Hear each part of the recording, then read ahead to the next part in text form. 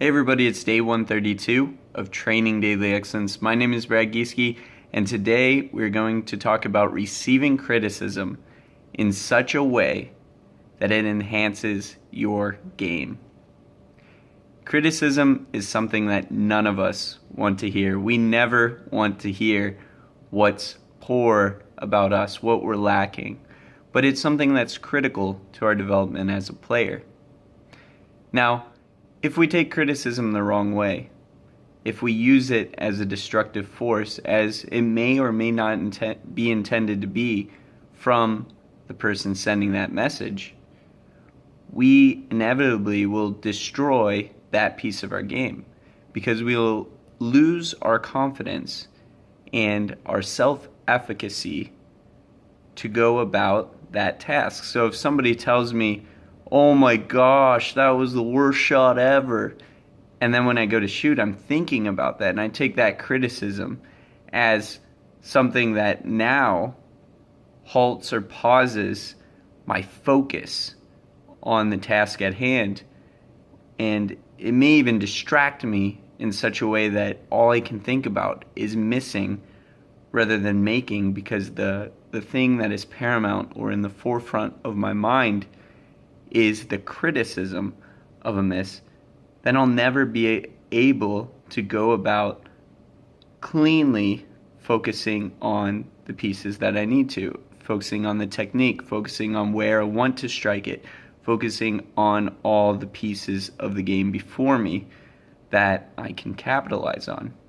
Now, this happens to many, many players.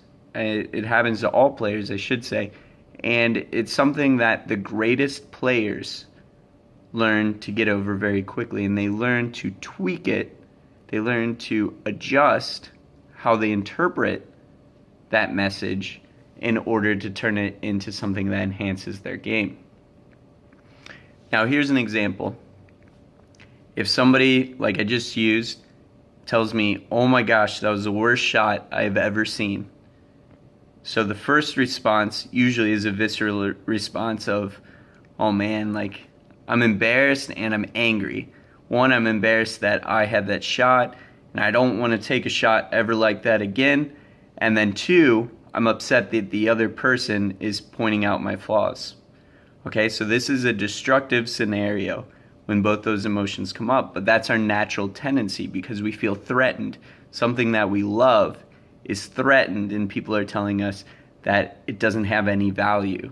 They're telling us that it has a negative value even. And so now what we need to do is we need to swap this, and we need to give it a positive value. So when somebody says, "Oh my gosh, that was the worst shot I've ever seen," now we need to think, my next shot will be better. We don't think about the last shot. We think about the next shot. And we think about all the technique and all the pieces that go into that. And what we can do, if we are still thinking about the shot before, is we can think, okay, what went wrong? Let's think objectively about this. Let's do some critical problem solving and consider, what did I not do on the last one that I'm going to do on this next one? And by changing that focus from something that you can't do anything about, which was the shot before, to something that you can do something about, which is the shot to come, you take the whole situation and you put it into your hands. Before it's out of your hands, it's already over, so you're criticized, but you can't do anything about it now. And so we take it from that, in which we're powerless, and so focusing on that promotes powerlessness in us, and we tweak it and we shift our mind to think on, what can we do next? What can we change? What can we do on that next shot to make sure that it's a great shot? What are all the fundamentals that I've learned, and how can I implement all of those onto the next shot to empower myself to change the situation? Okay, so that's one example. You can apply that to any piece of your game. If your coach simply just says, "Wow, you played horrible today. I really didn't like what I saw out there. This is something that ask them more questions. Ask them specifically, what did you see that I did wrong? And if they aren't able to give you an answer, then one, they're not a very good coach. And two, they probably aren't looking for the right things. If they're not able to give you a clear answer on what you're doing incorrectly. Now, if they do know what you're doing incorrectly, one, they need to work on how they speak to you, because this isn't the best way to get a message across by simply throwing a direct negative at you without allowing you to start toward the problem-solving step. But when they give you the things that you've done incorrectly in their mind, then consider, okay, did I do those things incorrectly? And if so, how can I go about ameliorating the situation? What are the techniques that I can implement? What are the things I can do that I can use to change this situation? Okay?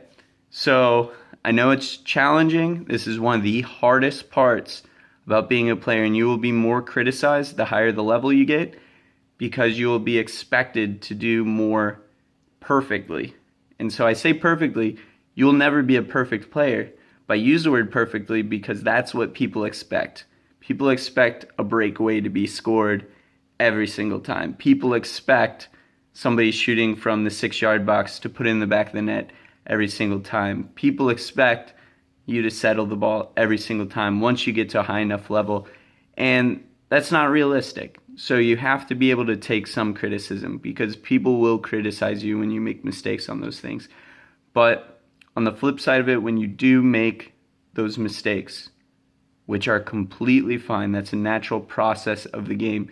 It's a turnover type of game. One team gains possession of the ball because the other team lost possession of the ball. That's the natural course of the game. So it's okay to take chances. It's okay to go about doing things that don't always get the result. That's fine.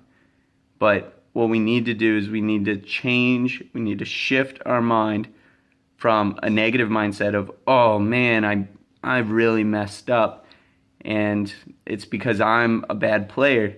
And we need to change that to, okay, this last thing didn't go exactly the way I wanted it. Now what can I change? What have I learned in the game of soccer that allows me to change what I did there and make it better?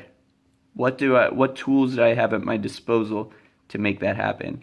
And this is how you can take a criticism and turn that criticism into a strength for you. So thank you guys so much. Like, subscribe, and share. I hope you enjoyed this one. Challenging topic, but it's something that's really, really important to address, especially in young developing players, because you will be criticized. But if you use criticism in the correct way, if you use it as a reflection process, then you can go about turning that into a strength in your game. So thank you, and we'll see you tomorrow.